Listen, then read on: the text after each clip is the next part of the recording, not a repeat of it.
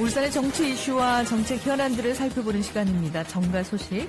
오늘은 울산 남구의회 부의장인 더불어민주당 박인서 의원과 함께합니다. 전화 연결되어 있습니다.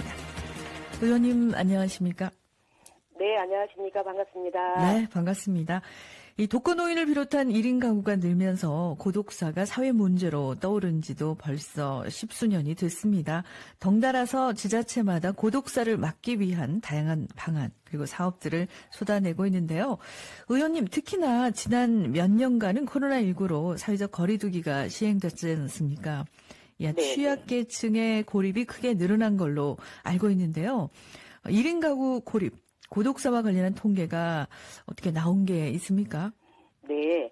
고독사는 가족이나 친척 등 좀 우리 주변 사람들과 단절된 채 홀로 사는 사람이 이제 자살이나 병사 등으로 혼자 임종을 맞고 시신이 일정 시간 흐른 뒤에 발견되는 죽음을 말하는 것인데요. 네. 이게 이제 우리 사회 문제로 대두되면서 각 지자체마다 이제 법률을 정비하고 사업을 추진했는데 정부 차원에서 실태 조사나 대응이 오히려 조금 늦은 편이 있었어요. 네.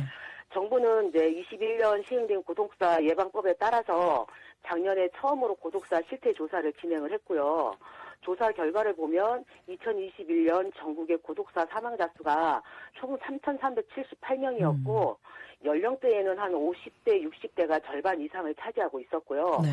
남성에 비해서 여성이 한 4, 5배 이상이 많았습니다. 네. 울산 같은 경우에는 고독사 사망자 수가 총 58명으로 조사는 되었는데 50대에서 60대가 74%로 다른 시도에 비해서 좀 높은 그런 특징을 좀 보이고 있었습니다. 네. 사망자 수가 58명 정도면 많은 건데요.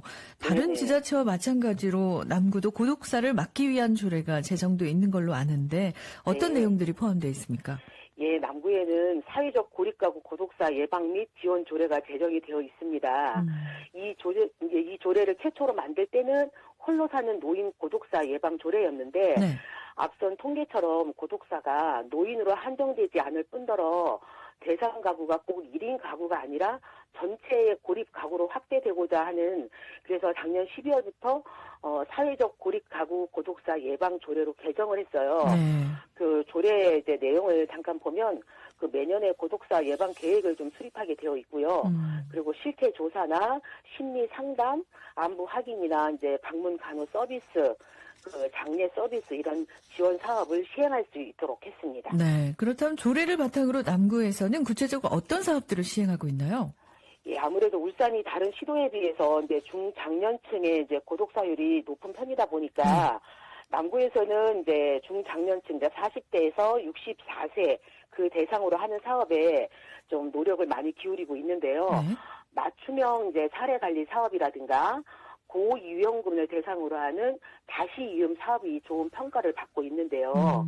다시 이음 관리사라고 고위험군 관리 전문 인력을 매칭을 해서 안부 확인이라든가 정신 건강을 위한 예방 교육을 하고 지역 내에 있는 관계망 형성에 도움이 되는 활동들을 지원하고 있거든요. 네. 그 이외에도 이제 안심 살피미 웹이라고 있습니다. 그 우리 마을 안부직이라든지 이런 다양한 사업을 우리 남구에서 추진하고 있습니다. 네. 고독사라는 게 사회적인 문제이잖아요. 네. 그래서 앞서 말씀드린 코로나19 같은 변수도 있고요. 그때그때 변하는 환경과 분위기에 맞게 능동적으로 대처해 나갈 필요가 있겠군요. 네. 고독사 예방과 관련해서 좀 개선해야 될 점, 그런 사업들은 어떤 게 있습니까? 특히 이제 우리나라 같은 경우에는 고독사가 처음 언급될 당시에는 고독사 위험군이 노년층 1인 가구였거든요. 네. 근데 이제 지금은 이제 가족 구조가 이제 변화가 됐잖아요. 코로나 상황이 더 심해지면서. 네. 그래서 이제 중장년층이나 청년층의 고독사가 증가를 했어요. 그래서 이게 사회 문제로 이제 대두가 되면서 특히 이제 청년층의 같은 경우에는 자살 비중이 56%에 육박을 합니다. 굉장히 좀 우려스러운 부분인데요.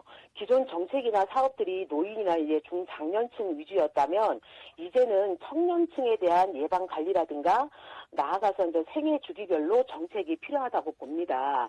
그래서 아무래도 보통 고독사 위험자가 겪는 공통된 위험 요인으로 열악한 주거 문제나 경제적인 어려움, 그리고 정신 건강이나 이런 제한된 인간관계나 사회로부터의 단절 같은 부분이 있거든요. 네. 그래서 고독사를 유발하는 이런 위험 요인에 대한 것도 정책에 담겨야 될 그런 부분이라고 생각을 합니다. 네. 예전에 다른 방송에서 잠깐 소개가 된 적이 있는데 남구에서 보급된 어르신 말동무 AI 인형 있잖아요. 장생이. 네. 참 참신하다고 생각을 했는데 시대가 변하면서 최근에는 이런 스마트 기술을 활용해서 고독사를 좀 예방하는 사업도 펼치고 있죠. 네, 우리 남구에서 장생이 아주 평가가 좋거든요. 네, 이제 고령화 사회에서 장생이 같은 이제 스마트 기술이 탑재된 어르신 돌봄 로봇이에요. 장생이는 남구의 이제 캐릭터 인형에다 AI 캡슐을 탑재한 돌봄 로봇입니다. 장생이가 어르신들과 대화도 하고요. 약 복용 시간도 알려주고 응급 상황에 알림을 해주기도 하고 어르신들의 고독사 예방에 독특한 역할을 하고 있는데요. 네. 실제로 어지럼증으로 쓰러진 70대 어르신이 장생이에게 살려달라고 외친 덕분에 10분 만에 응급실로 옮겨져서 목숨을 구한 사례도 있었습니다. 감동적이네요. 네. 그래서 작년에 독거노인 300명에게 무상으로 보급을 해드렸는데 올해도 300대 정도를 보급할 계획입니다. 우리 남구에서는. 네. 지자체 차원의 다양한 시도는 의미가 있는 일이지만요. 관건은 과연 얼마나 효과가 있는가 이런 게 아닐까 싶습니다. 실효성 네. 차원에서 본다면 어떻습니까? 네, 우리나라 이런 복지제도 자체가 취약계층으로 구별된 사람들을 우선 돕는 그런 선별적인 복지를 기본으로 하고 있잖아요. 네, 자신이 취약계층임을 적극적으로 알려야 혜택을 받을 수 있거든요. 맞습니다. 그런데 이제 고독사 같은 문제는 복지 사각지대에서 많이 일어나다 보니까 더 어려운 부분이 많습니다. 영국 같은 경우에는 외로움 문제를 담당하는 장관도 있다고 하더라고요. 아, 네. 네, 우리도 이런 위기 가구를 찾아내고 끊임없이 이제 추적하는 시스템을 많이 좀 보강을 하고 우리 시민분들도 주변에 이런 분들이 있는지 좀 관심을 가져주시는 것이 큰 실효성을 높일 수 있는 그런 방안이 아닐까라고 생각을 해봅니다. 네. 박인서 의원은 외로움을 담당하는 의원이신가요? 네. 괜찮은데요? 네, 그렇습니다. 예. 네. 정가 소식 지금까지 울산 남구의회 부의장인 더불어민주당 박인서 의원과 함께했습니다. 오늘 말씀 감사합니다. 감사합니다.